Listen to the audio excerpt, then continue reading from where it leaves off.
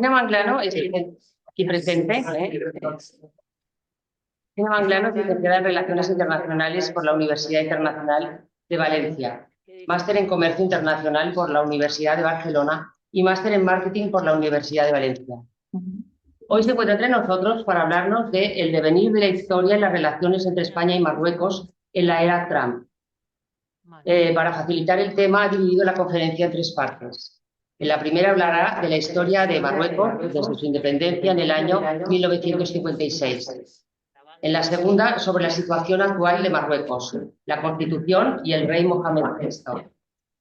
En la tercera parte tratará sobre el auge de Marruecos en el tablero internacional, destacando los acuerdos de Abraham impulsados por Donald Trump en el año 2020, la seguridad ante la amenaza yihadista en el Sahel y el extraordinario aumento de sus presupuestos de defensa en los últimos años, y de cómo todo esto afecta directamente a España.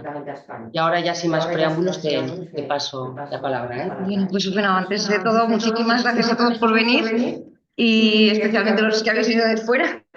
Y también gracias por acogerme. Estoy encantada de estar aquí. Voy a empezar.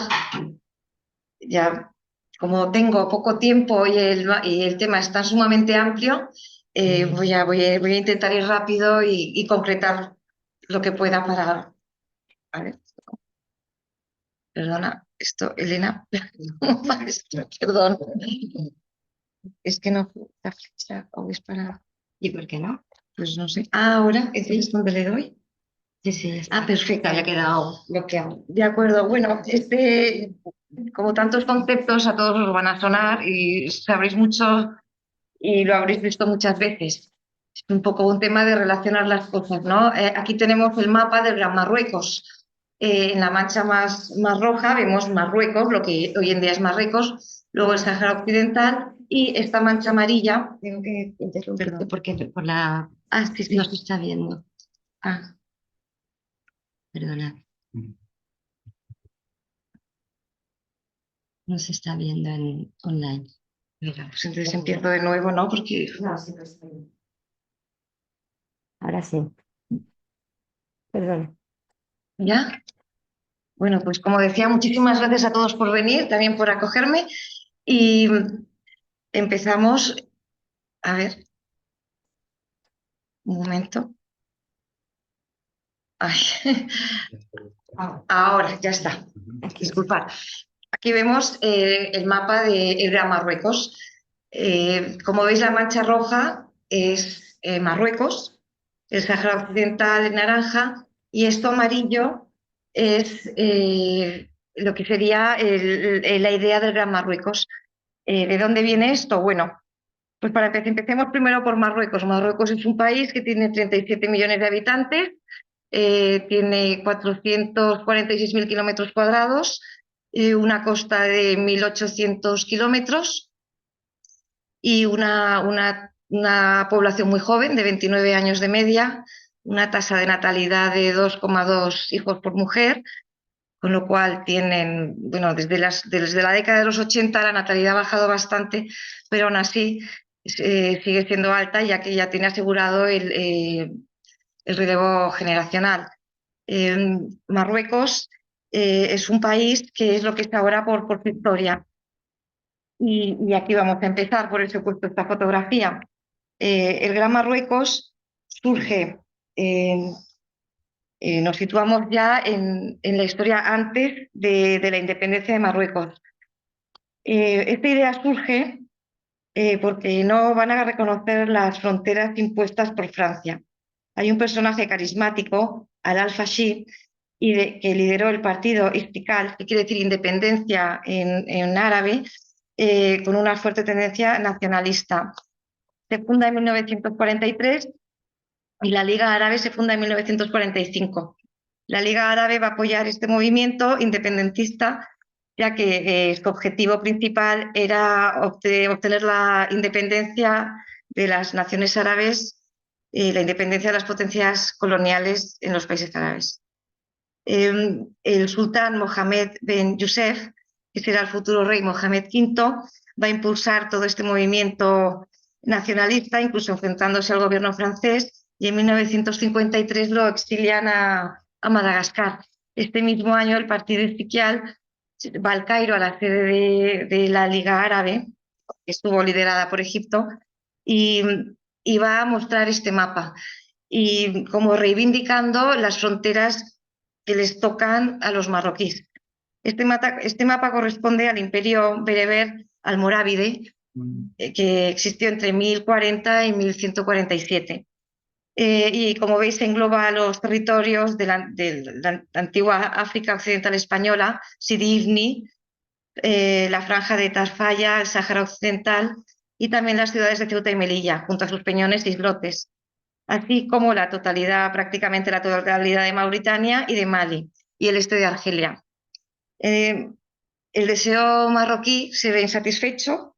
La Liga Árabe le dice que ve más un deseo de anexionarse tierras ricas en hierro, como las hay en Mali o en Argelia, o los fosfatos que hay en el Sáhara Occidental, y rechaza la idea y no le apoyan.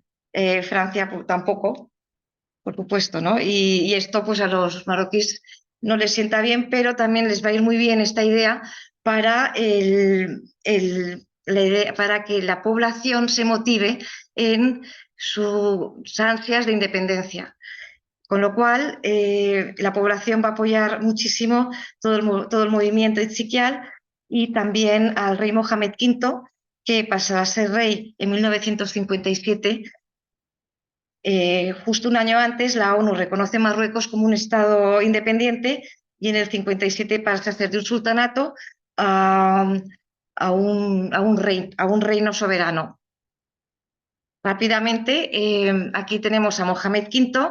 Él se va a enfrentar a una pugna de poder con el partido Istiqlal, y, y gracias a la derrota de Ifni, de las tropas de Marruecos, el partido que está en el poder va a tener menos apoyo popular y el rey va a encontrar un apoyo enorme entre la gente.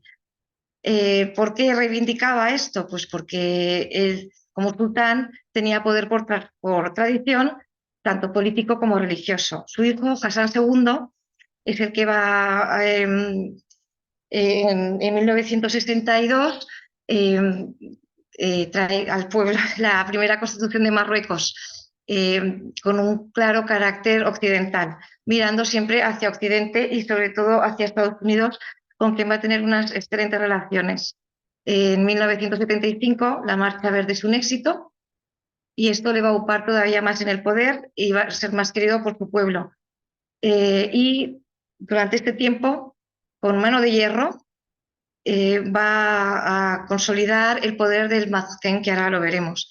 Su hijo Mohamed VI va a reinar en 1999 a su muerte, y su reino se caracteriza por una modernización y un aperturismo hacia la zona regional de África, y, y hacia Occidente y otros países, igual que también hacia Oriente Medio con otras monarquías. Y luego aquí está Moulin Sassay, que este chico habla perfectamente inglés, francés, español, árabe, por supuesto, y bueno, y seguro que lo habéis visto en numerosas ocasiones porque siempre acompaña a su padre en un montón de eventos.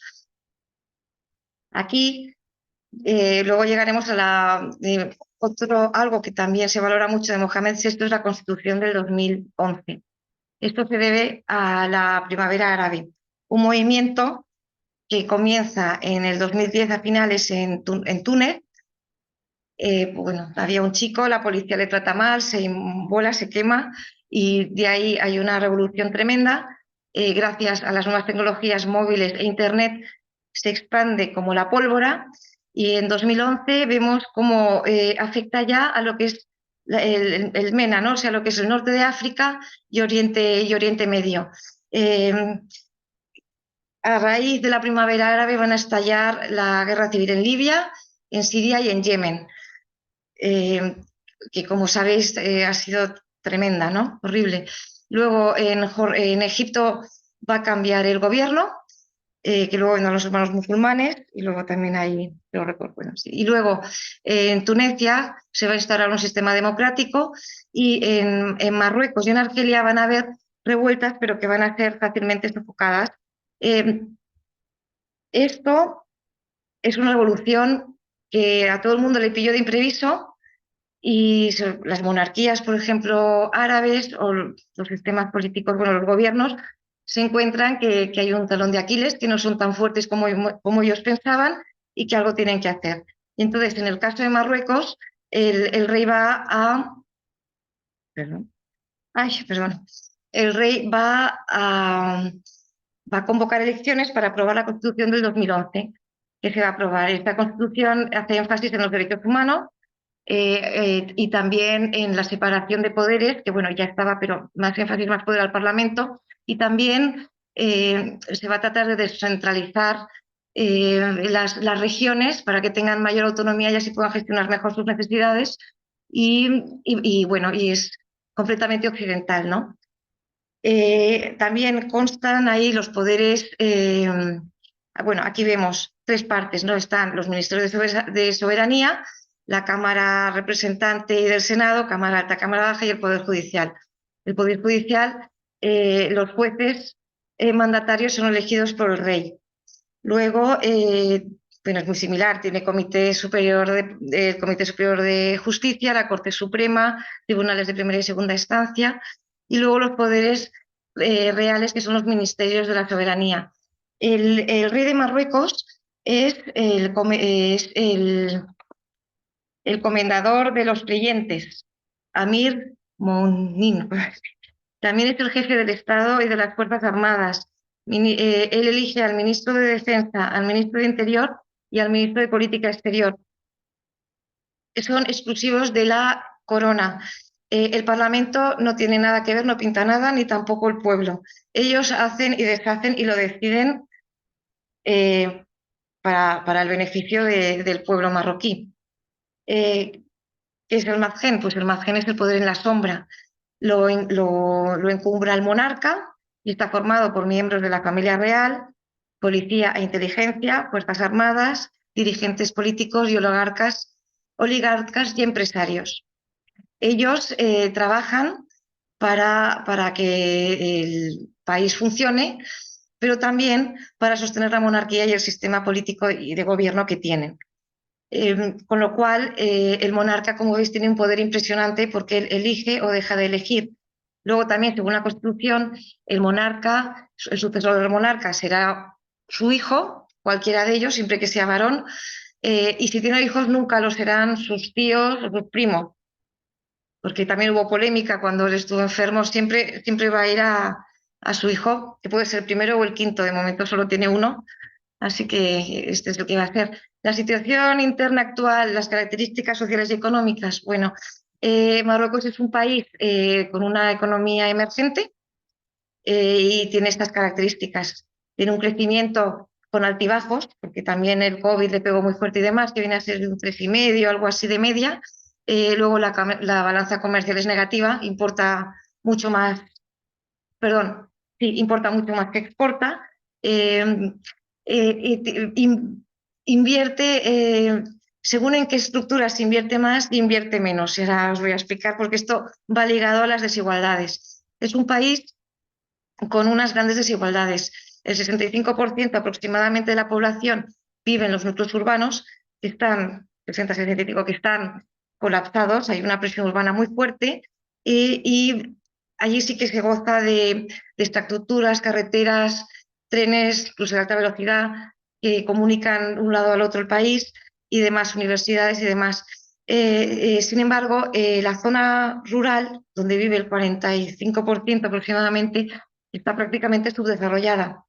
Y ahí hay planes de inversión, etcétera, etcétera, pero bueno, todavía les queda mucho camino porque hay incluso zonas miserables, o sea, que rozan la economía de subsistencia y ves a gente pues con un nivel de, no sé si el 28% de la población rural es analfabeta a día de hoy.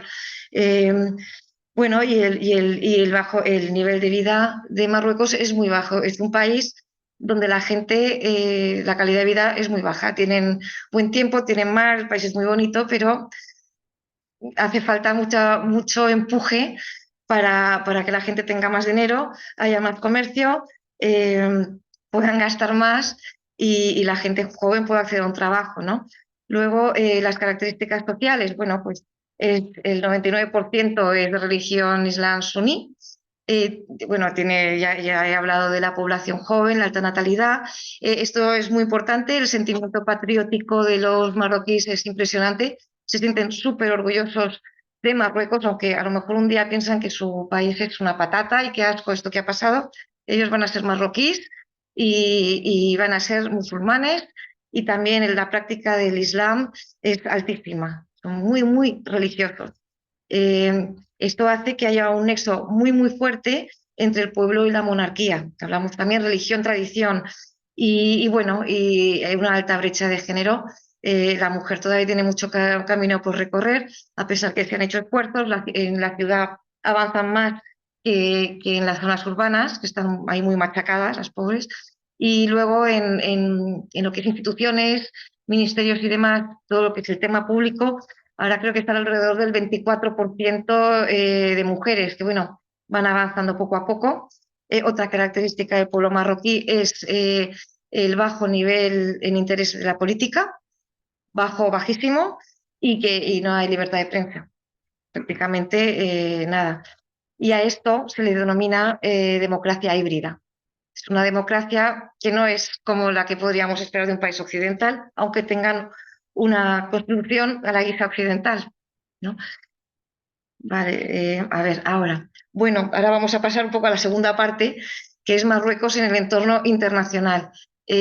¿Marruecos es un socio fiable? ¿Os fiaríais de Marruecos? No, bueno, España evidentemente no se puede fiar de Marruecos porque hay intereses eh, que chocan, ¿no? Pero por ejemplo, Estados Unidos sí lo es, y para la Unión Europea también. ¿Por qué? Bueno, pues porque tiene una inestabilidad interna impresionante con este gobierno que tiene, ¿no? También tiene unas instituciones muy sólidas a nivel ministerios, defensa y todo muy bien organizado. La defensa se está invirtiendo mucho en el ejército y luego es un país con una economía emergente, con lo cual tiene una atracción tremenda de inversión económica y también, bueno, está creciendo y va a seguir creciendo, esas son todas las previsiones. Eh, también porque es un país fiable por su política exterior, Marruecos no engaña a nadie. Tiene los objetivos muy claros y han sido los mismos durante el tiempo. Es expansionista y redentista, como lo pueden ser Rusia o Israel, con otros motivos, eh, como hemos visto en el mapa de Marruecos, que viene del imperio bereber. Ellos son bereberes almorávide de hace 1000 años, pero bueno, esa es la lógica que ellos tienen para su expansionismo. Eh, y luego otra cosa importante, la diáspora. Marruecos se comunica muy bien con la diáspora, con los marroquíes, están muy bien organizados en los países donde están. En España hay 1 millón de marroquíes o más, poco más, más sobre todo en Cataluña, es donde más hay. En Francia 1.700.000 y en Israel se calcula que 1 millón de israelitas descienden de marroquíes. En 1948, cuando la ONU concede, bueno, se vota y al final Israel consigue su Estado en los territorios donde está, hace una llamada. A la vez empieza el conflicto con Palestina. En Marruecos, no sé, perdón, es que a veces los datos creo que había unos 200 y pico mil marroquíes por esa época, no sé si ahora quedan 11.000 o algo así. Estos se van a Estados Unidos y se van a Israel también. Entonces, esta gente era gente que tenía una cultura, tenía unos negocios, tenía sus contactos y ha mantenido relación con Marruecos, a pesar de que en la época de Hassan II y demás, bueno, tuvieron los conflictos con Israel. Bueno, no voy a entrar porque no da tiempo, pero bueno, ya sabéis la historia, ¿no? Aún así, Marruecos e Israel, a través de la diáspora, han mantenido contactos. Luego también veréis un ejemplo. La situación geográfica de Marruecos es impresionante, es la puerta de África para Estados Unidos y para la Unión Europea, con una influencia cada vez mayor de China y de Rusia y también de Irán en algunos sitios, y con todo lo que está pasando en el Sahel con el yihadismo y todo el tema comercial.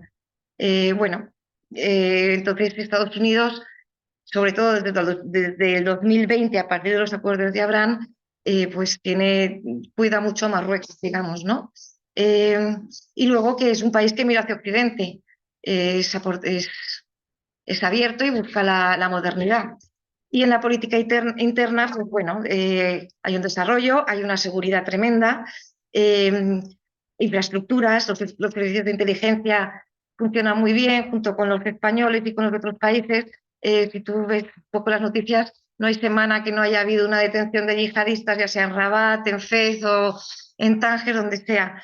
La natalidad, una población joven, y hay regeneración, y luego el control sobre la población que ejerce el MACEN. En Marruecos, el MACEN, vamos, se entera de todo, se entera absolutamente de todo. Es raro que los servicios de inteligencia en las calles, en los barrios, tienen informadores, lo saben todo. Entonces esto también da seguridad a la hora puede haber una revolución o un ataque o lo que sea, ¿no?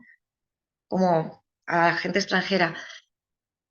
Marruecos, sobre todo a ver cómo voy de tiempo, en el reinado de Mohamed VI se ha abierto bastante y hay que destacar los tratados internacionales. España es el primer socio comercial de Marruecos.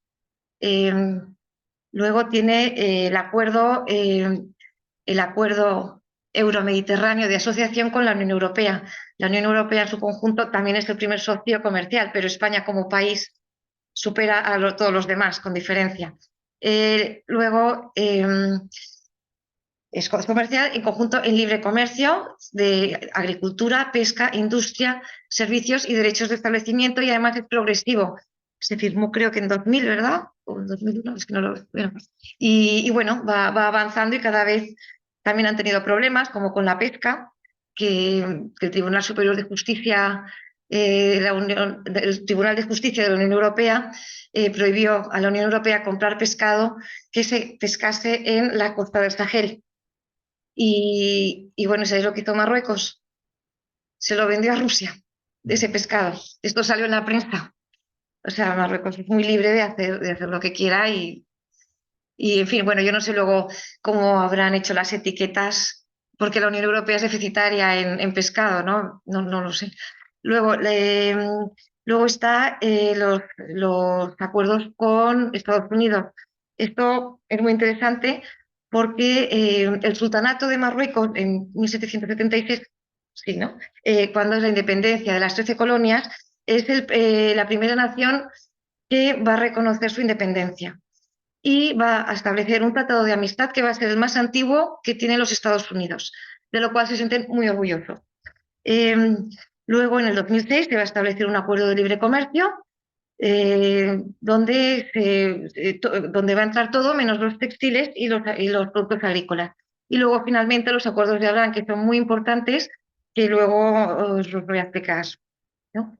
Y con estos acuerdos se amplía la producción de libre comercio, también armamento, tecnología, asesoramiento en todos los niveles y demás. Luego con Israel también ha firmado los acuerdos de Abraham y también libre comercio. A Israel le interesa mucho la exportación del sulfato y a Marruecos la importación de tecnología, armamento y asesoramiento en defensa. Luego tenemos los acuerdos árabe-mediterráneos de libre comercio con Egipto, Jordania, Túnez, Líbano y Palestina, de temas agrícolas e industriales con alguna excepción. Luego está en la zona de libre comercio continental LECA, que ahí hay algunos países, bueno, esto ya no sé muy bien cómo funciona, pero ahí está y también están muy contentos. Y luego el acuerdo de cooperación con los miembros de la Unión Africana. Esto es interesante porque Mohamed VI, la Unión Africana, de esa organización, la Unión Africana, antes tenía otro nombre, Hassan II, Marruecos es uno de los países que crea esta organización. Creo que no sé si en plena guerra, en los 80, en plena guerra entre Marruecos y el Frente Polisario, la organización, bueno, la Unión Africana le da un asiento al Sáhara Occidental reconociendo su independencia. Hassan II coge un cabreo tremendo y se va. Y es una cosa curiosa porque en esta organización, en África hay 54 estados y en esta organización hay 55. Y sigue ese sillón. Mohamed VI, me parece que fue en 2017, bueno, si no está por ahí, vuelve otra vez intentando volver a relacionarse con los países de su región, porque por el tema del Sáhara Occidental se había quedado un poco aislado para establecer comercio, para establecer acuerdos de cooperación, educación, defensa, etcétera, etcétera. Y aquí llegamos a los acuerdos de Abraham. A ver, ¿por qué los acuerdos de Abraham? Se firman, están auspiciados, perdón, por Estados Unidos eh, y se firman por mutuo interés. Marruecos los firma con Estados Unidos y con Israel, con los dos. Israel va a reconocer la soberanía del Sáhara Occidental y Estados Unidos y Marruecos va a reconocer a Israel como Estado soberano, al igual que Donald Trump, os acordaréis que también lo hizo, reconoció a Marruecos el Sáhara Occidental como parte de Marruecos, ¿no? Eh, Luego Israel también bueno, y esto que nos muestra, pues que hay un cambio de paradigma. Se dejan las disputas y vamos en pro de la paz, la cooperación y el desarrollo, sea Israel judío, sean los países árabes musulmanes, ¿no? Entonces, esto a Marruecos le ha aportado seguridad, eh, economía, inversión extranjera, eh, tecnología, armamento, cooperación y libre comercio. También un aumento de influencia en África y también un apoyo a sus ambiciones expansionistas, ¿no? Por otro lado, Israel también le ha dado una mayor influencia en África a nivel político y económico, un aperturismo hacia los países árabes y bueno, la importación de sulfatos. Amenazas, pues han habido protestas, también las hubo en Marruecos, protestas en Palestina, rechazo de los pueblos árabes, que no piensan lo mismo que los gobernantes, y, eh, y bueno, y el aumento del islamismo radical, que siempre es muy peligroso. Para Israel, pues ha supuesto seguridad y normalización, un desarrollo económico y tecnológico. Marruecos hace una década más o menos después de los yacimientos de gas y con esto pues ha obtenido muchos recursos para seguir con su industria y sus tecnologías. Y bueno, Netanyahu también, a raíz del COVID y tal, pues tuvo una mayor concentración de poder y pudo firmar estos acuerdos, ¿no? Bueno, y esto, ¿por qué también? Pues porque, volviendo un poco a las raíces, ha habido, sobre todo después de las primaveras árabes, un debilitamiento del panarabismo muy fuerte. La Liga Árabe ya no es lo que era. La Liga Árabe ya ha quedado más representativo para ver lo que se dice en las noticias. Claro, tendrá sus cosas, pero no tiene la fuerza que tenía antes. Eh, También eh, que hay enemigos comunes, ¿no? En los países árabes, por ejemplo, pues Irán es una amenaza nuclear, es una rival de Arabia Saudita, también en Yemen está favoreciendo un lado de los que están luchando, en Siria hemos visto que también, y bueno, y otra de las cosas que ha empujado estos acuerdos han sido las amenazas terroristas yihadistas y el peligro que ahora mismo hay en el Sahel. Y bueno, los principales actores han sido Estados Unidos, como digamos promotor, también ha firmado también los Estados Árabes Unidos y también Bahrein, Marruecos y Sudán lo hizo en el 2021. Y luego, después, a los 2 años, 2022, se realizó el foro de Negev, donde asistieron como invitados Arabia Saudita, Qatar, entre otros. Y bueno, ¿esto qué quiere decir?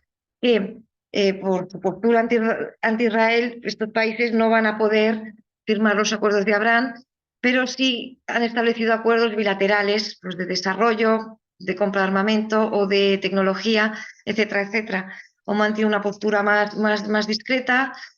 Túnez tiene un nexo muy fuerte con la Unión Europea, con lo cual ya como que le venía casi de corrido, ¿no?, al tratarse de Estados Unidos y Marruecos.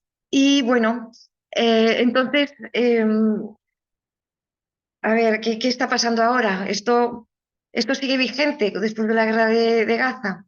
Las últimas noticias de esta semana han sido terribles en Gaza, con gente muriéndose de hambre, Israel que no dejaba entrar los camiones. Parece que ahora sí, porque la ONU se ha puesto muy dura, Estados Unidos también, Inglaterra también, España también y otros países. Bueno, parece que al final estos camiones han podido pasar, pero esto evidentemente enfría muchísimo la relación que pueda tener con Arabia Saudita, con Qatar, con Omán. Egipto es el país diplomático por excelencia, Jordania lo tiene al lado, pero vamos, digamos que esto va a enfriar los pactos, los acuerdos de Abraham. ¿Van a seguir? En Marruecos, desde luego, van a seguir. Aquí está Sahel. Esperad, perdón un momento, que aquí la tengo. Es que a veces, perdonad, que a veces los datos que me van, a ver si me acuerdo. Bueno, el Sahel, ya veis, es esta línea roja, cruza estos países que todos conocemos. Algunos países son estados fallidos, en el sentido de que son unos territorios enormes que el gobierno no los puede controlar. Y por esto, aquí el yihadismo, las mafias, todo tipo de lo peor, campa a sus anchas en perjuicio de la población, y esto impulsa también la migración. El Sahel es una línea de unos 5.000, 6.000 kilómetros, va del Océano Atlántico al Mar Rojo, tiene unos 3 millones de metros cuadrados, es inmenso, y el ancho varía, pero bueno, cientos de kilómetros, ¿no? Entonces, aquí vemos dónde está Marruecos. ¿Y por qué Marruecos es tan importante para Occidente? Porque Marruecos, con la infraestructura que tiene, puede servir de tapón para evitar no solo el yihadismo, sino también las migraciones. Eh, Argelia y Marruecos ahora se están armando hasta los dientes, entre otras cosas, porque tienen al Sahel muy cerca, entre otras cosas que ahora veremos. Luego también aquí, ¿qué ha pasado? Que antes esta zona ya sabéis que estaban los franceses durante muchos años, y con muchísimo, con un ejército enorme, y gastando un montón de dinero y demás. También estuvo la Unión Europea. ¿Qué pasó? Por ejemplo, ¿os acordáis que hace un año o dos, ¿no? Hubo 3 golpes de Estado casi seguidos en Mali, Burkina Faso y Níger. Los gobiernos eran pro-occidentales y ahora están los gobiernos prorrusos, con lo cual los franceses se han ido. En el Chad pasó lo mismo, los franceses se han ido. ¿Y quién está ahora? Los rusos. Los rusos con sus contingentes, con el grupo Wagner, que ahora se llama Africa Corps, me parece, si no me equivoco. Eh, bueno, entonces tenemos un problema, ¿no? Está muy cerca. Pues, ¿qué hacemos? Pues vamos a cuidar todavía más los occidentales a Marruecos. ¿Qué nos interesa que sea Marruecos? Marruecos nos interesa que sea una potencia. No hablo en general, ¿eh? España es otra cosa. Nos interesa que sea una potencia, nos interesa que sea fuerte, que su población cada vez esté mejor preparada, que todavía cuesta, que atraiga inversiones extranjeras a mansalva, que se desarrolle lo máximo, y sobre todo que tenga mucho ejército para defenderse. ¿Por qué? Porque nos interesa que sea una potencia en el norte de Marruecos. Ahora mismo es mucho más fuerte que Argelia, pues vamos a intentar que incluso lo supere, porque Argelia es aliada de Rusia, no es nuestra aliada, nuestro occidente, aunque Argelia también tiene el problema del yihadismo, ¿no? Bueno, y luego viene Libia, que está en guerra civil, y luego está Túnez allí en medio, que sí que es pro-occidental, pero por el sur también tenemos problemas. Sudán al norte de una guerra civil, eh, Burkina Faso con un gobierno prorruso, Nigeria es una potencia en África, pero bueno, también tiene el terrorismo, sobre todo por el norte.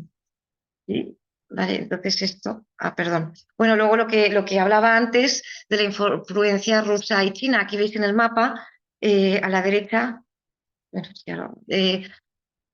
sí, tenéis las inversiones de las empresas rusas, que como veis son muy fuertes, según los colores, a más fuerte el color, más inversión rusa, ¿vale? Aparte de esto también está el ejército ruso en distintos países, y luego tenemos a China.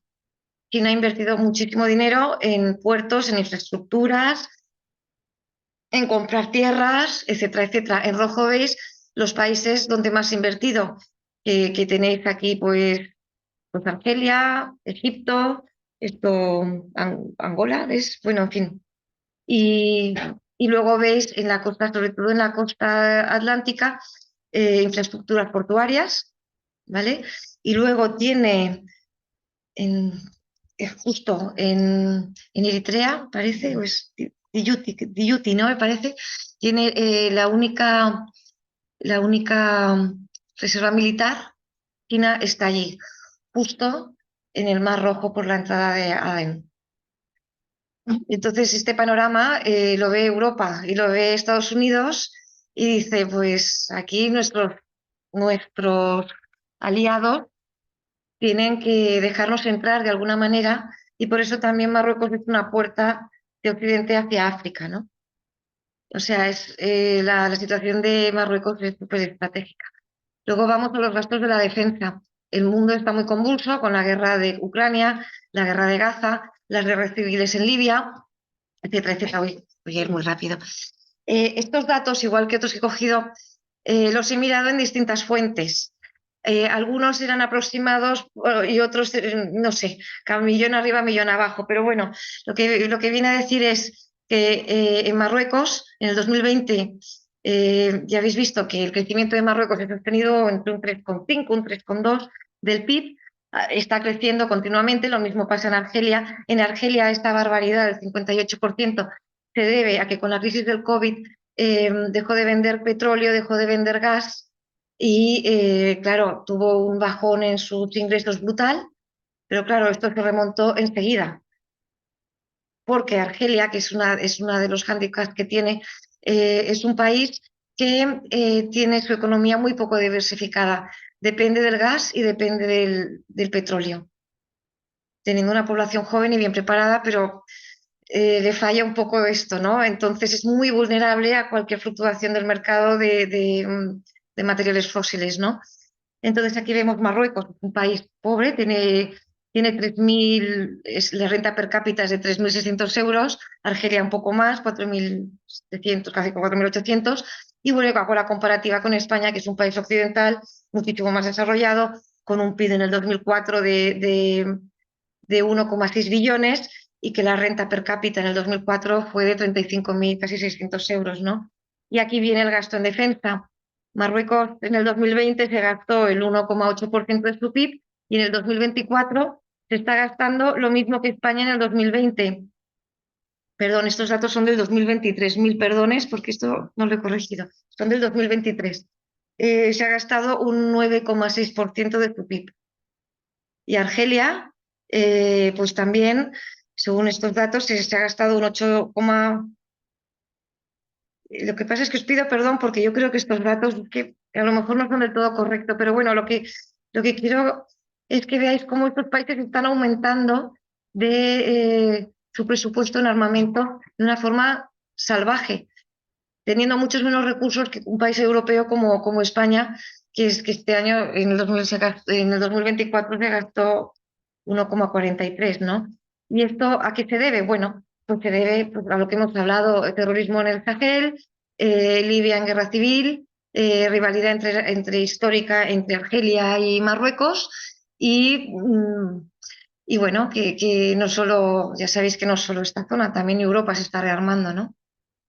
En fin, aquí vamos a las relaciones de España con Marruecos. Tenemos las positivas y las negativas, ¿no? Las positivas, los acuerdos económicos. España es el primer socio comercial. Hay muchos españoles con sus empresas desarrollando el país y ganando mucho dinero en Marruecos. Luego también cooperación, la lucha contra el terrorismo y crimen organizado y el control de la inmigración ilegal. Y luego también hay acuerdos sobre beneficios sociales y medio ambiente. Y otro activo que tenemos que hay que valorar es la amistad desde el reinado de Juan Carlos I con las monarquías árabes, perdón, con Hassan II y también que ha continuado como Mohamed VI. Esto a nivel diplomático siempre va bien.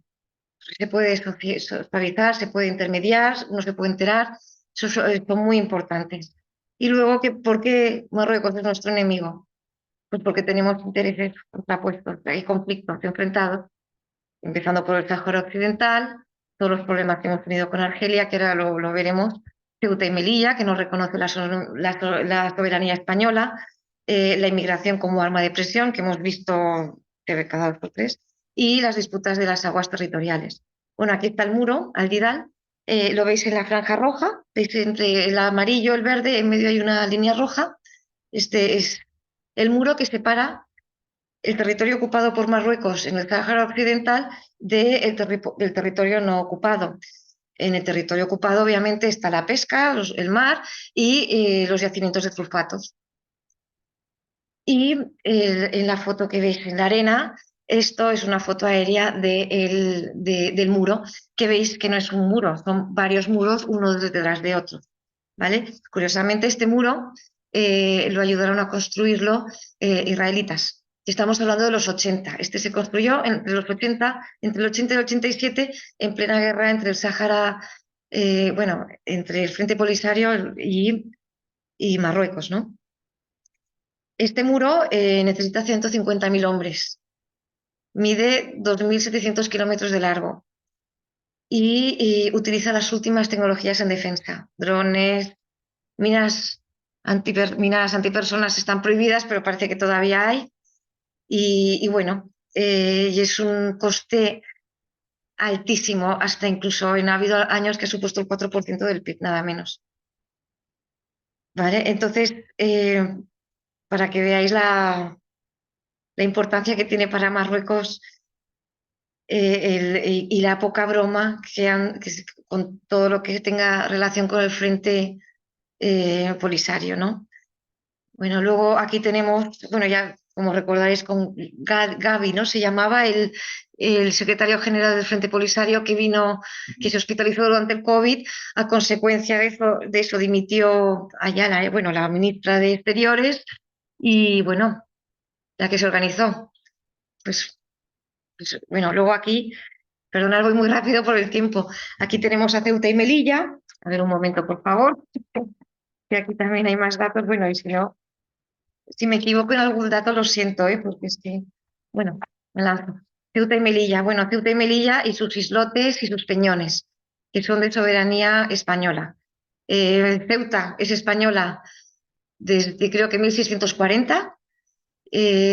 Ceuta fue conquistada por Portugal, pasa a la corona española cuando Felipe II hereda la herencia de su madre, perdón, que si no me equivoco, Isabel de Portugal, mujer de Carlos V, y en 1640, y luego los hechos con Felipe III, Felipe se vuelven a separar porque Portugal, hay una revuelta y Portugal no quiere ser parte de España, del Imperio Español, ni quiere ser Portugal, y se establece un... Y los ceutís, que había muchos en España, quieren seguir siendo españoles y no portugueses, así que Ceuta se queda en España. O sea que Ceuta es española desde 1640, nunca ha sido marroquí. En Melilla es descubierta por un señor Pedro, no me acuerdo, lo siento, lo tenía apuntado, pero para ir rápido, yo creo que es en 1470 o 1490, y siempre ha sido española. ¿Vale? O sea que Marruecos, la única, vamos, no tiene razón ninguna, según el derecho internacional, no tiene razón ninguna, más que eh, sus deseos de expandirse por propio deseo. Ya está. Están reconocidas por la ONU, la OTAN no están dentro del famoso artículo 5, no, si son atacadas, la OTAN no está obligada a defenderlas, pero sí la Unión Europea. O sea que sí, que si hubiese un ejército europeo a España nos iría muy bien. Seríamos más fuertes ante Marruecos en caso de... bueno, en todo caso, solo, mira, se me acabo de acordar, Melilla es una ciudad muy bonita, y la gente es muy amable, y cuando preguntas, la gente te dice, bueno, Marruecos vendrá aquí, es cuestión de tiempo, nos organizará una marcha verde, se lo montarán, pues que todo esto ya lo tienen organizado, se lo montarán, que si por tierra, mar y aire, y a ver qué hace España, a ver cómo nos defiende España.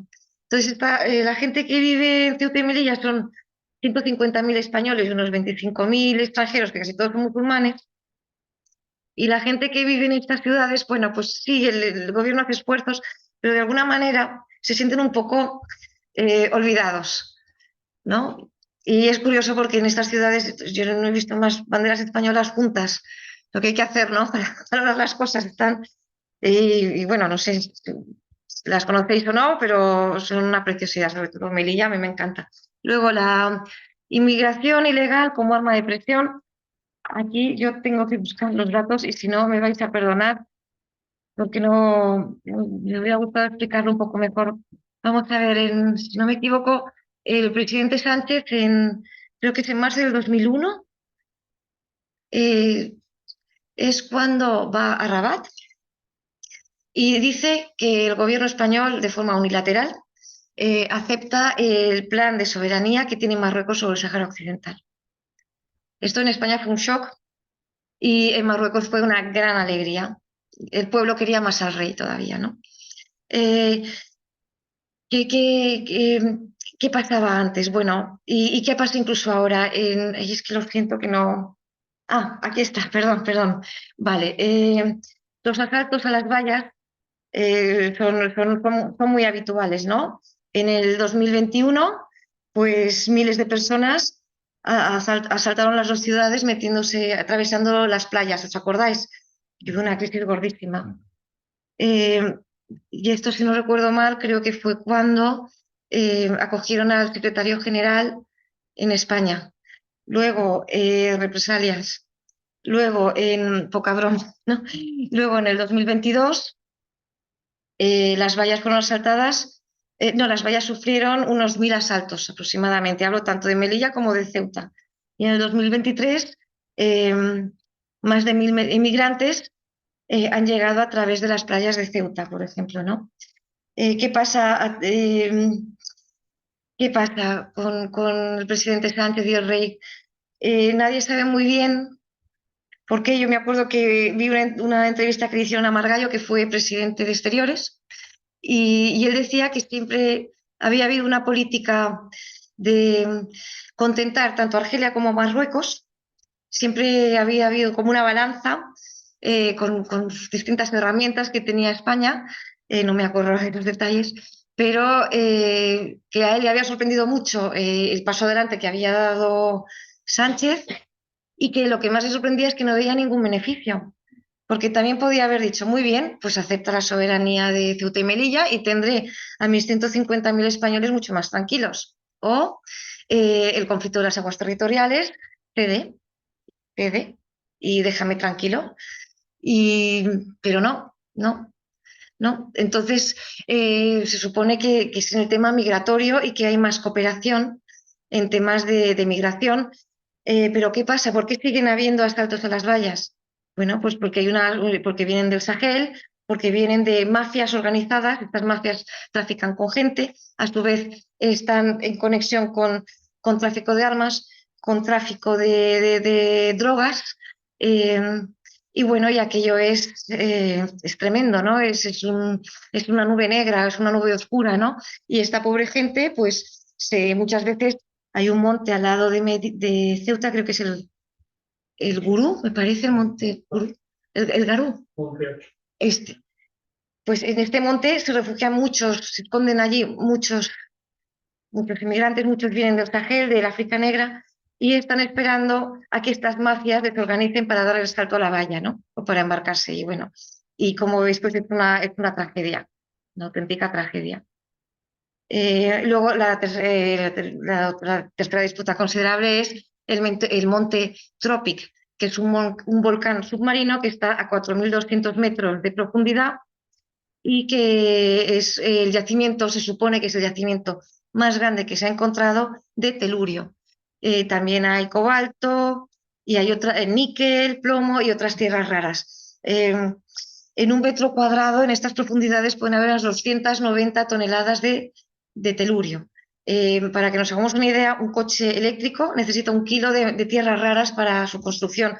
Eh, También otras tierras raras se utilizan para teléfonos móviles, para ordenadores, satélites, placas solares, con lo cual es valiosísimo.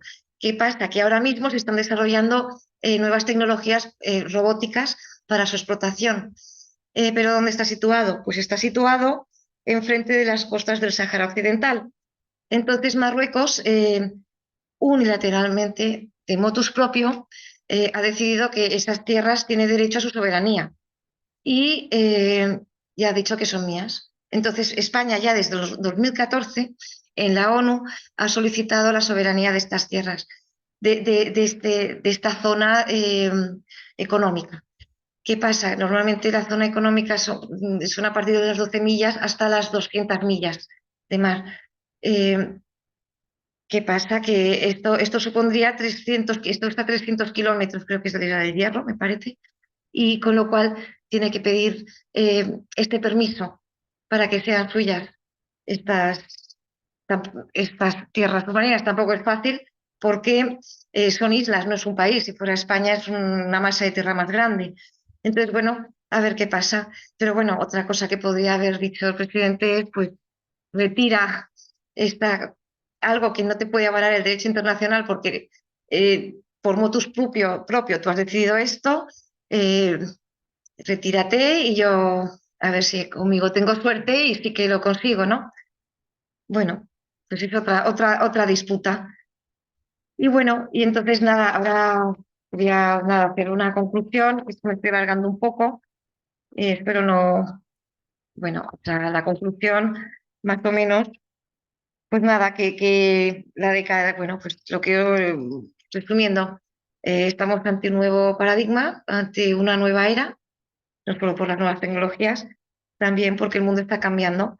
El panarabismo, perdón, que ha sido tan importante y tan fuerte para los países árabes, que siempre apoyaron a Palestina frente a Israel, la guerra de los 6 días, Yom Kippur, todo esto que hemos ido viendo a lo largo de la década de los 60, los 70, vemos que estos pueblos árabes con sus soberanos se han establecido con mucha más fuerza sus instituciones, son más autónomos, tienen relaciones comerciales, tienen relaciones de cooperación, todas las que quieras, pero a ellos ¿qué les interesa? Pues les interesa la seguridad y el crecimiento económico. ¿Quién se lo puede dar? Pues, por ejemplo, Israel. Israel es número uno en industria tecnológica y es número uno en industria de armamento y tiene una influencia tremenda en Estados Unidos y tiene una influencia tremenda en muchos otros países, por ejemplo Francia, Holanda, no sé, tiene mucha influencia. ¿Qué le interesa a Arabia Saudita? Tener buenas relaciones. No aprueba la guerra, habrá consecuencias, pero sí que le va a interesar tener buenas relaciones. A Marruecos, la defensa, modernizarse, educar y mejorar su ejército. Cuando invierte tanto en defensa no es solo en armas, invierte en tener más soldados, en tener más infraestructura, más administración, mejor gestión, nuevos cuarteles, nuevos edificios. Y aquí detrás pues, está gente que les está asesorando, que tiene un conocimiento de un pueblo judío de defenderse, lleva defendiéndose 2000 años, ¿no? Eh, y bueno, y que esto pues ha marcado un antes y un después. Que los pueblos árabes, y además son los gobiernos, porque los pueblos en sí son islámicos, son musulmanes, y sí que tienen muy presente la unidad del Islam, y son todos hermanos. Pero como son democracias como la de Marruecos híbrida o en Arabia Saudita, es una dictadura que sí, que mira por su pueblo, que quieren que vivan muy bien, que son cada vez más ricos, que nadan en petróleo, pero a la hora de tomar decisiones el pueblo no cuenta. Y por esto se pueden permitir estos acuerdos, ¿no? Si no acordaros de lo que ha montado Yolanda Díaz con la compra de las balas a Israel, lo que le ha montado a Marlaska, ¿no? Allí en Marruecos, pues no, esto no pasa. Y bueno, pues no sé, os diría más cosas, pero ya el tiempo ya ha corrido demasiado, así que aquí termino. Y muchas gracias. Espero no haberos aburrido demasiado. Y si tenéis alguna pregunta, pues yo encantada. Y cualquier cosa.